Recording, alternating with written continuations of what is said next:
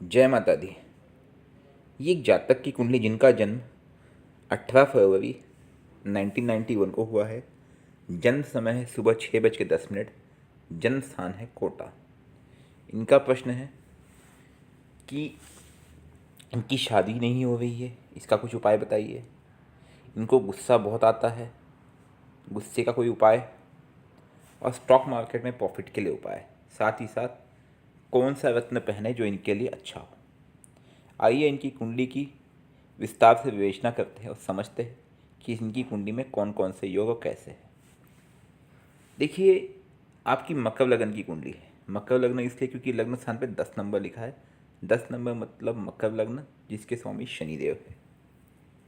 अब अगर देखा जाए तो मकर लगन एक चर राशि में आती है जो कि शनि की राशि है, और उसके लग्नेश शनि उसी भाव में, अर्थात शनि खुद अपने ही घर में बैठे हुए है बड़ी ताकत के साथ 15 डिग्री पे। ये बहुत ही योग कारक स्थिति है। थोड़ा सा खेल बिगाड़ा है, राहु यहाँ पे आ गए हैं, लेकिन फिर भी मुझे कोई विशेष दिक्कत नज़र नहीं आती। तो ये बहुत ही अच्छी परिस्थिति बन गई।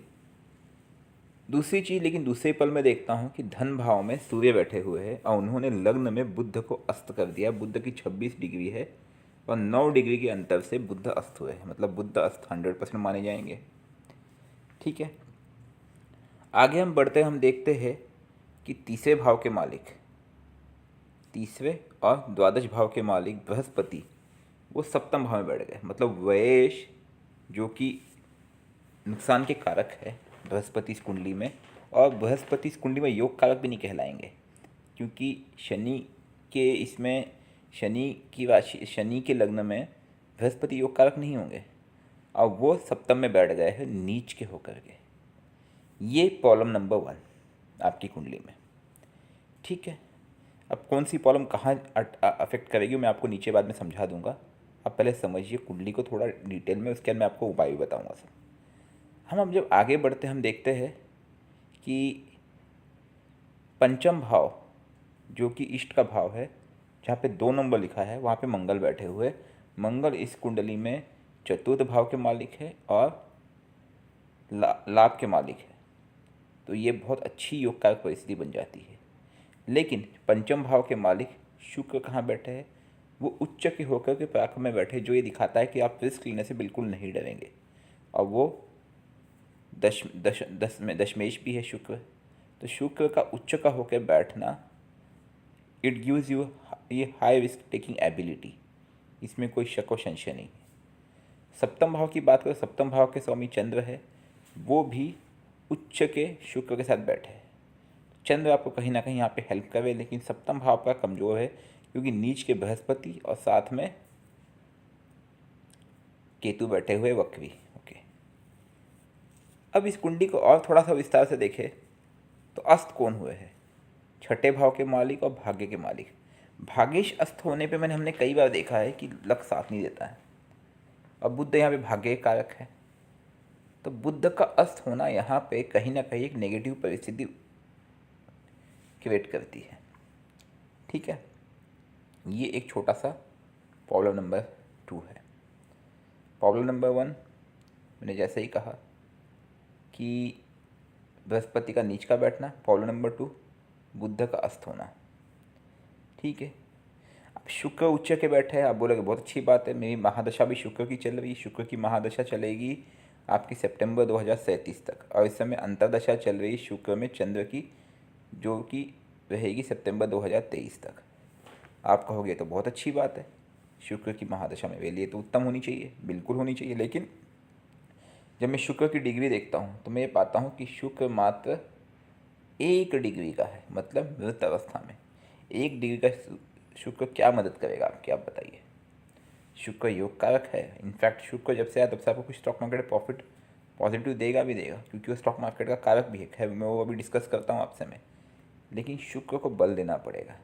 इसलिए आपका पहला प्रश्न, मैं कौन सा रत्न पहनूं? आप आँख बंद करके शुक्र का रत्न हीरा पहन लो, लेकिन हीरा बड़ा महंगा आता है, तो हीरा के बदले उसका उपरत्न ओपल पहन लो। ठीक है, क्योंकि आपकी कुंडली में शुक्र लग्नेश के मित्र है, लग्नेश के गुरु भी है वो, प्लस वो मालिक किसके है? वो मालिक है इस कुंडली में पंचम और दशम भाव के, और शुक्र उच्च के होके बैठे हैं ऊपर से, ठीक है। लेकिन दशमांश कुंडली में शुक्र नीच के हो जाते हैं, ये भी हमने नोटिस किया है। तो ये एक प्रॉब्लम है, लेकिन शुक्र कमज़ोर है, इसमें भी कोई शक नहीं है, ठीक है। तो ये आप पहन सकते हैं। नंबर 2, अब इस कुंडली में हम बात करते हैं क्या क्या प्रॉब्लम है, उनका क्या क्या उपाय करें। तो सबसे आसान उपाय होता है मंत्र जाप करना, जिसका कोई साइड इफेक्ट नहीं होता है। तो शुक्र, क्योंकि शुक्र की दशा चल रही है, तो शुक्र के मंत्रों का जाप करें, ओम शुम शुक्राय नमः। उसके बाद बुध आपका अस्त है, जो भाग्य का कारक है, और छठा भाव केवल रोग का ही कारक नहीं होता, वो कहीं ना कहीं आपके कर्म और नौकरी का कारक भी होता है। तो बुद्ध के मंत्रों का जाप करें, ओम ओम बुद्धाय नमः। अब विवाह की बात करें, अगर विवाह के लिए आपके लिए 3 ग्रह इंपॉर्टेंट है। एक शुक्र, क्योंकि शुक्र विवाह का कारक भी होता है, प्लस उसकी दशा चल रही है। दूसरा बृहस्पति, क्योंकि सप्तम भाव में बृहस्पति नीच के होकर बैठे। और तीसरा है चंद्र, क्योंकि सप्तम भाव के मालिक चंद्र है। अब चंद्र की डिग्री को तो चंद्र मजबूत है, कोई दिक्कत नहीं है, लेकिन बृहस्पति ने उनको दिक्कत दे रखा है। तो आपको करना ये है कि आपको शुक्र के मंत्र का जाप करना, ओम शुम शुक्राय नमः। बृहस्पति के मंत्रों का जाप करना है, ओम ब्रह्म बृहस्पति नमः। और चंद्र के मंत्रों का जाप करना है, ओम सोम सोमाय नमः प्रातः काल। ये विवाह के लिए योग कारक होगा। अब आपने कहा था कि मुझे गुस्सा बहुत आता है। गुस्सा इसलिए आता है कि बृहस्पति नीच के होकर के केतु के साथ बैठे हैं, जो कहीं ना कहीं चांडाल दोष क्रिएट करते हैं। इसलिए आपको बृहस्पति के जाप से आपको उससे राहत मिलेगी, थोड़ा समय लगेगा, ठीक है। एक उपाय और है इन सब चीज़ों के लिए। आप बृहस्पति के लिए 5 मुखी रुद्राक्ष धारण करें। इन 5 मुखी रुद्राक्ष तभी धारण करें अगर आप प्योर वेजिटेरियन हो, नॉनवेज नहीं खाते हो, अंडा भी नहीं चलेगा, नियम में साफ बता दे रहा हूँ। क्योंकि अगर आप रुद्राक्ष धारण करते हो, नॉनवेज खाते हैं, तो रुद्राक्ष बैकफायर कर जाएगा, आपको दिक्कत हो जाएगी। रुद्राक्ष बहुत ही शुद्ध और पवित्र है, ठीक है। अब बात करते हैं आपके कर्म क्षेत्र की। आपको स्टॉक मार्केट प्रॉफिट की बात कर रहे थे। देखिए, स्टॉक मार्केट के लिए जो कारक ग्रह है वो इस कुंडली में है शुक्र और मंगल। शुक्र मंगल का कहीं ना कहीं वर्गीकरण मामला दशमांश में और इसमें बैठता है। जहाँ तक मुझे याद है, शुक्र आपका नौमांश में शायद नीच का है, दशमांश में नहीं है, क्योंकि 2 जगह पे ये वर्गीकरण है। अर्थात शुक्र के घर में मंगल बैठे, शुक्र के घर में मंगल बैठे हुए, मतलब शुक्र मंगल शुक्र के घर में बैठे हुए, अर्थात वृषभ राशि में। ये 2 जगह देखा मैंने। कहाँ कहाँ पे? एक तो आपके दशमांश में और एक लग्न कुंडली में। अब सही कहा मैंने आपको। तो इसलिए आपके लिए बेहतर होगा कि इसको आप बल दें। अगर आप कुंडली में देखें तो मंगल और शुक्र दोनों की पोजीशन स्टॉक मार्केट के लिए अति उत्तम है। पंचम और 10वें भाव के मालिक शुक्र है, और चतुर्थ और लाभ भाव के मालिक यहाँ पे मंगल है।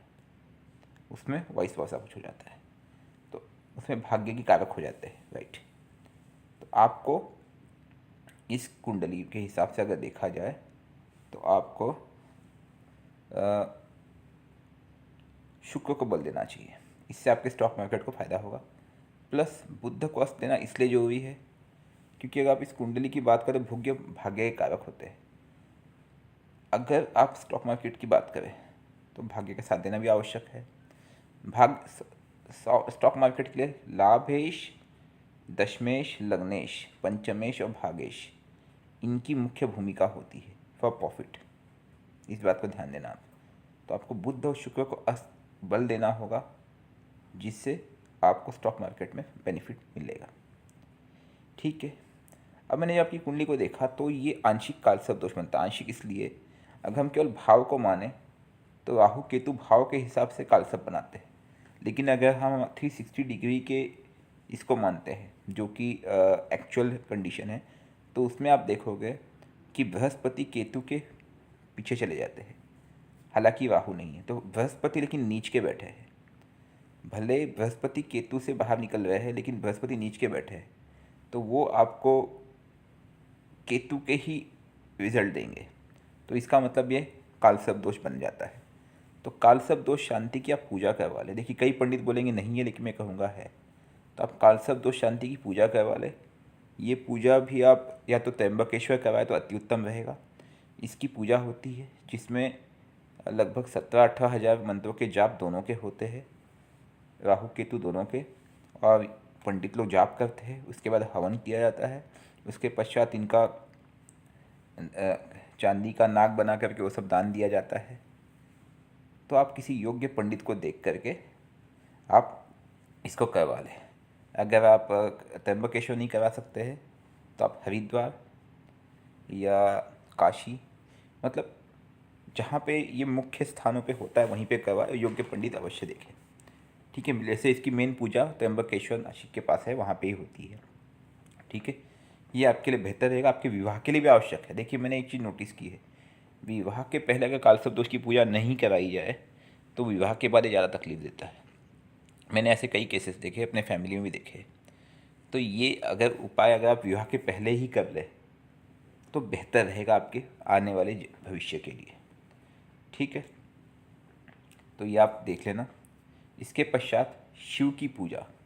अगर आप शिव मंदिर डेली जाते हैं और महामृत्युंजय मंत्र का जाप करते हैं, इससे भी कालसर्प दोष की शांति होती है, लेकिन इसको समय लगता है।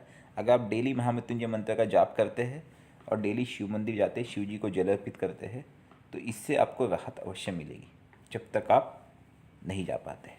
ठीक है, अब विवाह की बात करें तो विवाह का योग इस समय बन रहा है, क्योंकि शुक्र में चंद्र की अंतर चल रही है। अभी अभी स्टार्ट हुआ है, पिछले महीने ही, मतलब आप समझ लो कि 4-6 दिन पहले ही स्टार्ट हुआ है।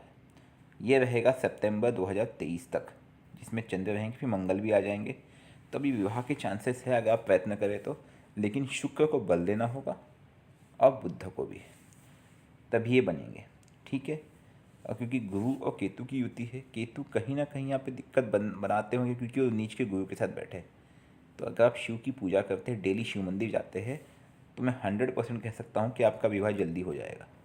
इसमें मुझे कोई दिक्कत नज़र नहीं आ रही है। अच्छा, तीसरी चीज़, क्योंकि कालसर्प दोष है तो ब्लैक कलर आपको नहीं पहनना है। देखिए, मैंने नीचे लिखा हुआ है, सबसे नीचे देखिए, कलर कोड में सिर्फ आप सफ़ेद कलर पहनने की कोशिश करें, ये आपके लिए शुभकारी होगा, क्योंकि शुक्र और चंद्र दोनों को बल मिलेगा। ब्लैक और येलो कलर, अर्थात पीला कलर और काला कलर नहीं पहनना है। खाने पीने में भी आपको यही कलर का ध्यान रखना है। पीले कलर की चीज़ कोई खाए पिए नहीं, जैसे आम हो गया, अवॉइड करें इसको जहाँ तक हो सके। ठीक है, काली चीज़ें ना खाएं और सफ़ेद चीज़ें ज़्यादा खाएं, इससे आपको जीवन में फ़ायदा होगा, विवाह के योग भी प्रबल बनेंगे। ठीक है, बाकी तो मुझे कोई कुंडली में दोष नहीं नज़र आता है, कोई दिक्कत नहीं है। इतना ही कहूँगा, आप कर्म कीजिए। देखिए, मैंने इससे नीचे एक बीच में लाइन में लिखी, मनुष्य अपने भाग्य को बदल सकता है अपने कर्म के द्वारा, अर्थात thoughts make your own destiny. दोषों से ज़्यादा अपने कर्मों पे ध्यान दें। ये कुंडली का सिर्फ तात्पर्य है कि आपको समझ में आए कि आपकी कमियां कहाँ हैं, आप उसको मजबूत करें। जैसे आपकी कुंडली में शुक्र कमज़ोर है और वो इस समय उसकी दशा चल रही है, तो इसका उपाय करें। उसके बाद बृहस्पति नीच का बैठा है, उसको थोड़ा सा प्रसन्न करें। और फिर बुध अस्त है तो बुध को मजबूत करें। तो अगर आप ये 2-3 उपाय कर लेते हैं जीवन में, बुध को मजबूत करने के लिए आप गणेश जी की पूजा भी कर सकते हैं। बृहस्पति को प्रसन्न करने के लिए आप डेली शिव मंदिर जाए, या माता का कोई मंदिर होगा, आप डेली मंदिर जाए, इससे बृहस्पति देव प्रसन्न होते हैं। कोई सिद्ध मंदिर आसपास होगा, वहाँ पे जाते रहे समय समय निकाल के, महीने 15 दिन 2 महीने में, इससे आप यकीन कीजिए कि बृहस्पति देव शांत होंगे, क्योंकि वो नकारात्मक वृत्ति में बैठे हुए आपकी कुंडली में। और सप्तम भाव जो विवाह का कारक है, उसमें बृहस्पति, चंद्र और शुक्र, इन तीनों की भूमिका है। तो देखिए, बृहस्पति, चंद्र और शुक्र, इन तीनों की, शुक्र की दशा है लेकिन शुक्र कमज़ोर है, तो शुक्र को बल देना ही पड़ेगा। बृहस्पति वहाँ बैठे हुए हैं लेकिन वो नेगेटिव है, तो उनको आपको प्रसन्न करना पड़ेगा। ठीक है, तो बृहस्पति को प्रसन्न करने के लिए आप डेली मंदिर जाए, सबसे आसान तरीका। ठीक है, शुक्र को प्रसन्न करने के लिए शुक्र का मंत्र जाप करें, उनको बल दें। तीसरी चीज़, क्योंकि बृहस्पति नाकात में बैठे हैं और शुक्र की दशा है, 2 गुरु कहीं ना कहीं आ जाते हैं। शुक्र दैत्यों के गुरु है, बृहस्पति देवताओं के गुरु है। तो आप अगर रुद्राक्ष धारण करें तो बेहतर रहेगा, लेकिन प्योर वेज डाइट फॉलो करें, ये आपके लिए आवश्यक होगा उस केस में। क्योंकि अगर आप रुद्राक्ष धारण करते हो, नॉनवेज खाते हैं, तो वो नुकसानदायक है। गुस्से के लिए तो देखिए, बृहस्पति अगर शांत होंगे तो अपने आप गुस्सा आपका शांत होगा, क्योंकि वो कहीं ना कहीं बृहस्पति के साथ केतु बैठे हुए तो दिक्कत बना रहे हैं। बाकी आपके कुछ अन्य प्रश्न होंगे आप नीचे कमेंट में डाल देना। और ओपल आप पहन ले, ओपल सस्ता भी आएगा, हीरा काफ़ी महंगा पड़ेगा और पहले उपरत्न नहीं पहना जाता यूजुअली, उससे रिजल्ट देख करके फिर बाद में मुख्य रत्न पे जाया जाता है। जय माता दी।